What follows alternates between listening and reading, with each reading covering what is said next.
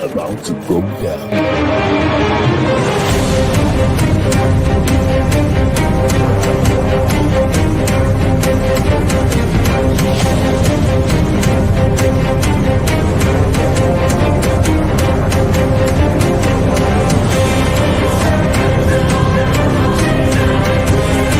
It's lovely pass, and here he turns cleverly. Can he find a finish? Oh, he can! Some skill by Joshua, and a return right hand. Good counter right. Bullen is hurt. Second right hand. That clipped him as well. Now he goes in for the kill. Well, Ricciardo is inching into the lead, and Ricciardo that win the Italian Grand Prix! Iguodala running the floor. Still leading the way with Cameroon in there too with the Netherlands.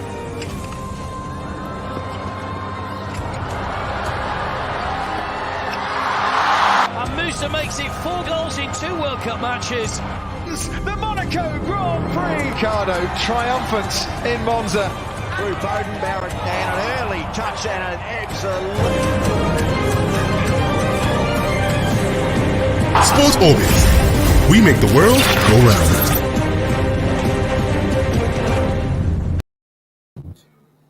Hello and welcome to yet another wonderful episode of Sports Orbit, coming to you live from the Leadership Podcast Studio. My name is Afa Acho, and of course, I'm here with my strike partner, Salif Usman. Thank you, Mr. Afa. It's good to be part of the studio again. We hope you had a wonderful weekend. Yeah, it was a wonderful weekend. Thank God. AFCON has started. We'll go into all that. All eyes in Cameroon now. Yeah, before we go into the stories I have for you today, reports just reaching us say that the old Paragram, which was a stadium of sort, is being currently, as we speak, is being turned into something else. From reports we got, is that they want to put some agricultural products. They're actually some maize pyramids. We actually spoke to an essay to the Minister of State who confirmed, but as we go on, we'll get more details on that story. We are not sure of what's actually happening right now, but we'll get full details of that story. Yeah, but what you just said, it's unfortunate that the way we handle sport in this country. I don't know for what reason FCT has a very vast land anyway. There are many empty land, empty spaces.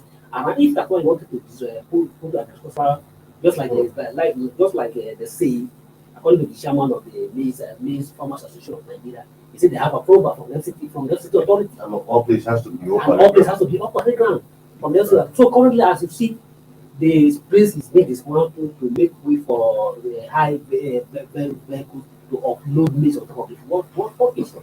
And I hope I think whoever is responsible, whoever gives us approval, shows approval should be withdrawn with immediate effect. Because football is one of the key elements that can be able to sustain. We're in a country that we are faced with a lot of security situation. And who are those youth? And the same youth, the only available means are those that take them off the street, and the only thing that give them opportunities to keep them also, you are now preventing them from going into the sport. What are you trying to say? At the time, this is just a contradiction. At the time when the government of Nigeria said that sport is now being classified as a business, and now instead of people to invest, the government is usually, according to the federal, sport is being included in the national plan development, where they are trying to invest a whole lot of money into the sport. And now the facility, the only sport available for is the FCT. Remember, the national stadium is a national stadium. It's not a very, but on the FCT, the only sport facility the FCT have, you are not turning into agricultural products. Anyway, as more details emerge from that situation, we'll talk more about it. But of course, as we all know, after 2 postponements, the 33rd edition of the AFCON Cup of Nations finally kicked off yesterday, last night. Actually, that was a beautiful opening ceremony. And of course, the first game at hand was host Cameroon playing against Burkina Faso, of which Cameroon won that game 2-1. But, I mean, looking at that game, the Burkina Faso team actually gave a good account of themselves. In fact, a lot of pundits are saying that, look, that game was actually handed to Cameroon by the referee for the singular reason of Cameroon being the host. So we all saw that game, and really quickly give me an assessment of what you saw in that game. A Burkina Faso side came out smoking, took the game to the Cameroonians. The Cameroonians had no reply until two controversial penalties settled the score. Well, it's just as if on the record, Cameroon won the match, but in my mind and in the minds of several other people, Burkina Faso were the victorious side of that team yesterday, of that match yesterday. And the Burkina Faso, if you remember, Burkina Faso going to that match, they were down with serious COVID. Exactly. The head coach of the Burkina Faso was not on that match because they say he has a COVID, and our six first team players were all down with COVID, and even the captain of the team has come out to even say that even the positive case of the COVID given to the country, it seemed controversial according to him that he can't imagine why are you saying that he didn't believe that most of those players were saying they have COVID or have the COVID. So even that as a result, they have even written a lot of protest. Coming to the play, that's why they were down by 6 players. So that 8 players, first team players, they still give a quarter and give the Cameroon a run for their money. Score the first goal, score the first goal, able to defend a goal. I can't imagine on how good penalty will just pitch on the in my own thinking. In my own thinking, speech on the book, and I give not just one penalty, 2 penalties. And these are some of the things why African we are still where we are, and that is why African we are not being taken serious. For crying out loud, why do you do things in an organized and in a fairly competitive manner? What is being a host does not mean you all you need to prepare and play the game. It's a game of level versus level. Why should they be aided for winning the victory? To me, yesterday, Cameroon were aided to win that match yesterday, and it shouldn't be so. Okay, and coming down to if Senegal versus Japan, we just ended. It's the same. But well, even as much as you may agree that even the penalty awarded to me is a clear penalty. Although the timing, you may say that the timing was very wrong because it was after that penalty, the match ended. The timing was very wrong.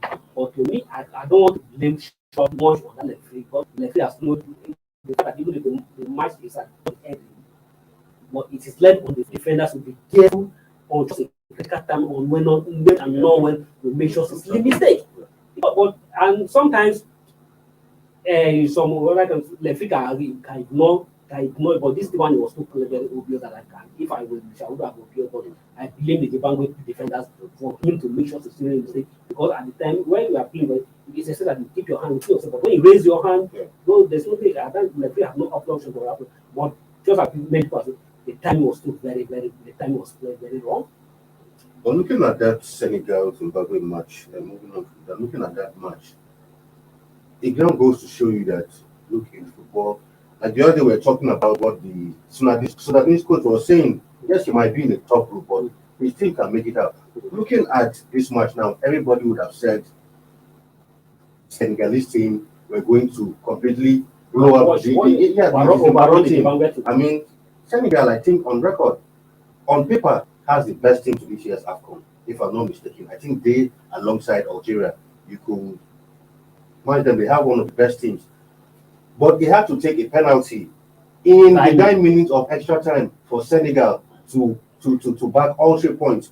What does that go to tell you about African football and the growth of some teams in African football generally? Yeah, I think the so-called big teams in Africa need to sit up and they have to be aware. And just like the match Cameroon versus Burkina Faso and this Zimbabwe versus Senegal, just like let's say on record on head to head, Zimbabwe have no anywhere to stand with Senegal. Currently, Senegal is the best ranked African team. They are currently ranked as the best African team. And at the same time, in terms of players, one-on-one players, Senegal has world record players who are world players on the outside. But I can't even know any of the Zimbabwe team who you can mention to the like of Mani. But unfortunately, you see that I give to the Zimbabwe, they'll be able to hold the Senegal for complete 90 minutes. You take the extra time, and not just the extra time, to do the last minutes of the extra time for them to get that and to give them the money where everyone was going to have. This is just first match. But he was just an ordinary player on the pitch for the 5 minutes. So definitely, I think what the bookmaker need to start looking at their booking the game, because if you are booking at the Senegal and they're going to have a run over the small team, definitely you have to start thinking, because the bookmaker have to look at their booking and know who and where to put their money, because the last 3 matches have told you that 2020 AFCON is going to be entirely different.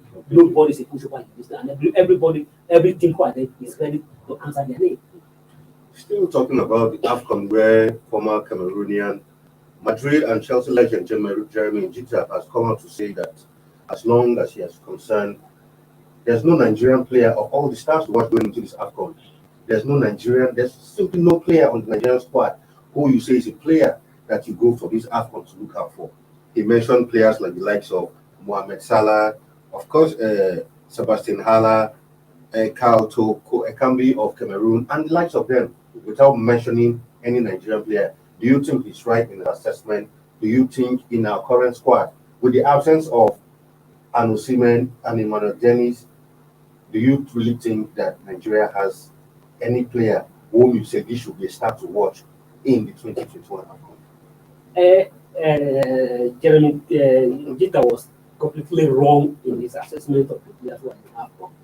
Yes, the Super Eagles may have lost the key player in the person of Osimhen. Yeah.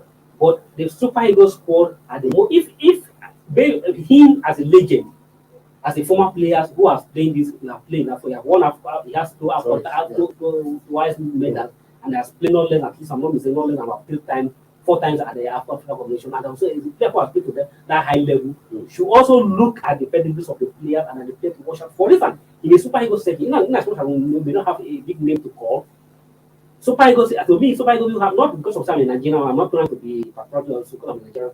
Super Eagles, to me, will have more players to watch out for in this competition than any other team. For instance, we are Super Eagles is going to a team in African Combination with relatively unknown and new players who are the up there in the room, playing, doing it week in and week out. For instance, okay, I would like to say some players like you to mention that we should watch out for people like Taiwan Winnie. We should make to watch out for people like Kelechi Wakali, to watch out for them, and to watch out for people like Sadiq Omar, watch out for several other new players. But if you look at his assistance, most of the players he mentioned that we watch out, I don't even say anything about transfer. But that's about it. Was whatever nature of the comes from the side. What are the reason? Nothing. So, to me, he's very firm in his assessment of the player. If he as a key player or as a player of his status, if you are profile a player to watch out for, not people like Mohamed Salah again. There's nothing to watch out for Mohamed Salah. Mohamed Salah is already a star up there. So you are supposed to look at the new young players who you don't know. Maybe you can say it's Sebastian Haller, for instance. Yes, that's understandable. Yes. Many people know that these are Salah. Nobody's expecting. Nobody is going to whatever Salah do at the AFCON. He's not going to surprise anybody. But we talk of new players who are just coming up, who are going to surprise him. This is what for his assessment. These are the kind of players he's supposed to have roll out, not Salah and those he mentioned. All right, we still have so much to give you. Of course, a host of MPFL matches went down during the weekend, and of course, Remo Stars are still up and running. We still have news on Djokovic as it concerns his participation in the first Grand Slam of the year. That and many more we'll give you when we come back from this break. Don't go nowhere.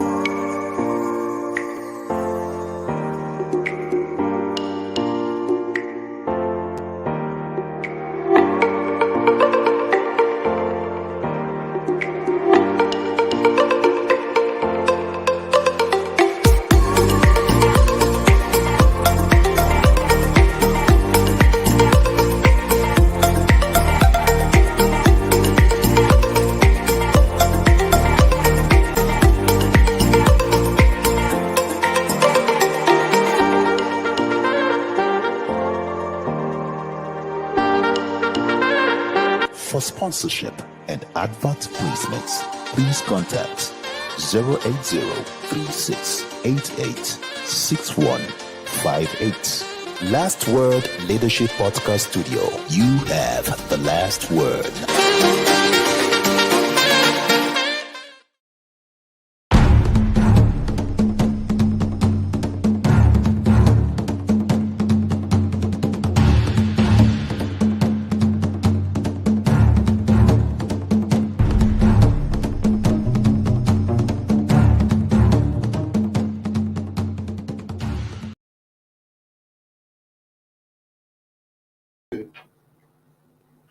All right, welcome back from that short break. Like we said before, when at the beginning of this program about the the top of the parade ground where a lot of sporting activity used to go down, being turned into some sort of storage place for agricultural products. We'll just give you a snippet of what's actually going down there.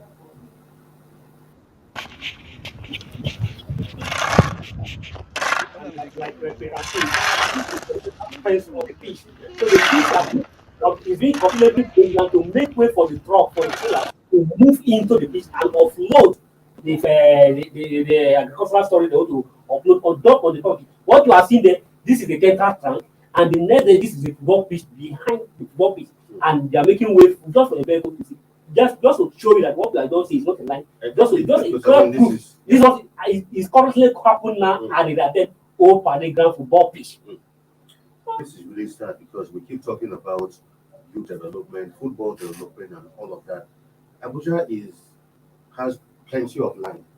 The least place where you should say you should be turning into a storage place. FCT government have no single plan for sport development, and you shouldn't be surprised by often that FCT always come in the distant lands whenever you come. I don't know. The only fish you have, you are making it to grow and grow. And by the time that people are second division, that football pitch has not been unplayable for many years. You take a private owner, rented sport development fund, to be offering is what it's paid for the water of that pitch every day. And now, private somebody, and that is when all the national league, all the national team in the national league club in FCT play both male and female, play their matches. And now you want to come to the place just for agriculture and dump the and leave it there. What kind of nonsense? What? Sir, anyway, we'll keep following that story as it develops. Away from that, still onto AFCON, where Taiwo Awoni has come out to say that he is ready to lead the Super Eagles attack in Cameroon. Salifu, you think Awoni has come of age to carry the weight of the Super Eagles attack in the absence of Emmanuel Dennis and Senior? Awoni is not a small striker. Awoni has come of age for a very long time. Just say, unfortunately, that for a very long time he has not been able to make it to the Super Eagles. You know, even when he make his debut at the Super Eagles against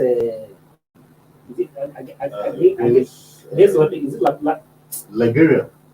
No, not Liberia. No, it was like against Central Africa. Central Africa, sorry, yeah. Against Central Africa in Lagos. Against Central Africa in Lagos. Even though he make a very clear chance, but to me, we're saying after the match that should not be the yardstick to judge him, because we watch him with the Union Berlin when he played for Union Berlin, scoring goal week in out. And his club, they are even sixth on the if you're looking at him, he has a very intimidating structure. And I think if it depends on the coach, it's not by our own source, it depends on the coach. If the coach has trust and keep giving the whole trust and I will see him deliver because he has done it before, and I hope at the understanding though you can say at junior level. But I hope he has come of age for him to be entrusted with the Super Eagles line striking role.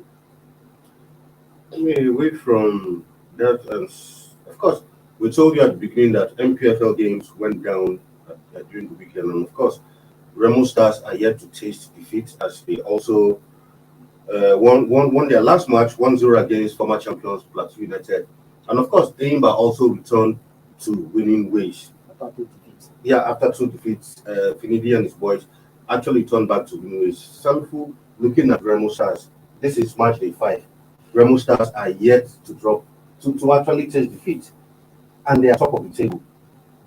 Do you think Remo Stars are going to spring up in Leicester City? You know, I asked you this question some weeks ago. I think after match day 3, this is match day 5. Do you think Remo Stars will spring up in Leicester City in the MPFL this season? Well, let's keep our fingers crossed and let's continue to count in it. It's just match number 5. You see, they have that 8 match to play. It's just match number 5. But so far to me, they have surprised me and they have surprised a lot of Nigerians. 5 match and they're yet to possibly test the defeat. I think if they are not going to see, they are the only side. It's just to matter. Yeah, they're yet to lose. I think they're the only side. I think they drew. They drew once. They have won 3 matches and draw 2 matches. They won against Remo Stars, draw against Nassau United, draw against Heartland. Yeah. No, they beat Heartland. They won against Heartland. Then also I think the Cadets. So far they have won 3 matches and draw 2, and currently topping the table with 11 points, and they are closely followed by River United, who lost their match yesterday. No, you see, they played a 0-0 draw with Niger Tornadoes. Play draw with Niger Tornadoes. So, and just like say, now they are now topping it with 2 point lead. And let's keep on to watch. So far, the Bank of Motor Boys have not won so far. After 5 matches, most important that they just come back from the relegation, come back from the lower division. So, where everyone was looking at the new pass and the but that's how it goes. And so far, I say kudos to the Bank of Motor Boys, and we want them to sustain them. Of course, in other games, Niger Tornadoes hosted Rivers United at home and was a barren draw. Dakada FC were 2-1 winners over National United. Eyimbo, of course, bounced back with a 1-0 win over Shooting Stars. Shooting Stars are not been consistent so far. Katsina United, of course, 2-1 winners over Gombe United. Kwara United drew 1-1 with Enugu Rangers. Lobby Stars of Makurdi picked champions Akwa United 1-0. Akwa United too have not been too consistent this season. And MFM 2-1 winners over Abia Warriors. MFM won this, I think, their second straight win. Yeah, Remo Stars, of course, 1-0 over Plateau United. Sunshine Stars of Akure 3-0 over Kano Pillars, which was the biggest result of the weekend. And Heartland FC 1-0 winners over Wiki Tourist. Did you expect Sunshine Stars to inflict this kind of heavy defeat on former three-time champions? No. Most importantly, that this is their first victory of the season. Yeah. The most Sunshine have not won any match this season, and this is their first victory. And their first victory is against Kano Pillars. Kano Pillars to me, I don't know what is really happening, and I think Kano Pillars need to look on. You think so? Salafi is not doing something. Or is being distracted. That's the problem. Is currently the problem when he was giving this appointment. He said it's like doing two things at the same time. The only match season, the only match oversee Kano Pillars is what was when they were against United with the one at the season. So you don't have to say what was the rationale behind. You can say that Kano Pillars, their performance, they are inconsistent this season. They're all and one of the strong team who everybody will have looked at to do one of the people that will win the title. And unfortunately, they need to watch out well. And if not, this is still ending. They can still correct their mistake, but they need to work hard. And at the same time, if you look at the entire result, it's all go by that. I hope we're not going back to the old days when it's always that when I play at home I won, when I play at home I won. I hope we are not going back to that era, because if you look at the out of the 10 matches played yesterday, only 2 draw and all the victories came from the home teams. Home victory. So I hope we will not get back to the era where I must play at home and win. Away from that and still to athletics, where the Athletics Federation of Nigeria has unveiled its program for 2022, named subcommittee heads and members. NFF has reeled out its program of activities for this year. Good one, but have the AFN put their house in order properly? Are we sure we're not going to see a repeat of some of the things that hindered the progress of AFN last year, this year? Fine, you have your program of activities, you've named subcommittees and heads and all of that. Are we saying that the crisis in the AFN is over? Well, I can't be wrong. I can't be right to say the crisis is over, because some people are still in court, and the fact that some people are still in court, so you can't say that the crisis is over. But if you look at it, from every angle, you will quite agree that okay, the current board of the NEFL led by Tony Bonokoa has given the mantle and the power and recognition that it requires. For instance, unlike before, when the World Athletic Body did not recognize him, when the World Athletic Body have not given the recognition, not recognizing him as the AFN president, the Nigerian Olympic Committee recognized him as the AFN president, the Ministry of Youth and Sport recognized him as the AFN president. But that's not to rule out that some factions or some stakeholders of Nigeria Athletic Federation are still grumbling. Remember, there was a parallel election, one held in Kebbi. Those who emerged in that election are still holding on to their position. But one thing is that it is good that this particular EFN led by Okoa were the one that led athletic, were the one that led athlete to the Olympic, and they were still the athlete that would lead the youth athletic to the World Championship in Nairobi or the World Youth Championship in Nairobi. So and now they have unveiled their program for 2022 and named some of the head committees. And let's hope that they will be able to reach out to their great members. But that is most important. It shouldn't, because of the fact that okay, you are being recognized by the world body, you are being recognized by the national body, you are being recognized by the authorities that be in Nigeria, and it shouldn't reach out to the world body. Our president, they should reach out to the state, because all that they are still one family, and they need to bring all the families under one umbrella if they want to succeed. Because if you are working and somebody is sitting somewhere grumpy and somebody is sitting somewhere trying to do that, you can't make it success in atmosphere of rampant. Definitely the child will reach out to the agreement. You shouldn't take advantage. Okay, that they're being recognized by everybody and okay, they help to those who are agreeing. No, reach out to them, try to bring them onto the same umbrella so that they can have one united athletic federation of Nigeria and one united athletic body who will be common to push forward. Because whatever program they place out and some people are not happy with, it's still part of the if you look at their program, and quite interesting that there is a very interesting program, and it's good that they are starting early enough. Right away from that and onto tennis, of course, we all know that the Australian Open is set to begin in a couple of days, and the story of this Australian Open has always been about Novak Djokovic. We all know that he was given an exemption for not taking the vaccine, but of course, landing in Australia and the Australian authorities felt otherwise. Now he has problem with his visa and all of that, but his parents have joined a protest in Serbia ahead of his visa hearing. Tell me who you're going to a country where they have one of the strictest COVID-19 measures in the country. You were exempted from vaccine, and somehow, when you came into the country, the Australian authorities said you have to prove to us that you do not have COVID. But it was also revealed that a month before he traveled, that he actually tested positive. And now somehow a lot of things went under, and now the authorities now denied him visa. But of course, he has a hearing for his visa. Ahead of that, there have been protests already in Serbia and parts of Australia, where a lot of his supporters feel that he has to be at the Grand Slam to defend the title he won last year. The case will go down today. Let's not say it's going to be. But one thing is that even me personally, I have some confusion about the whole scenario, because this COVID-19 has come to alter how things are being done in the worldwide. And if you are being given, I don't see why if they say vaccine is for prevention and it's the only way, what should someone who will be accepted for taking the vaccine? So I'm not comfortable with that idea of saying they are being accepted. And if you be accepted, and just like the Scott Morris of the Prime Minister of Australia say, that no rule is for rule for everybody and nobody should be accepted.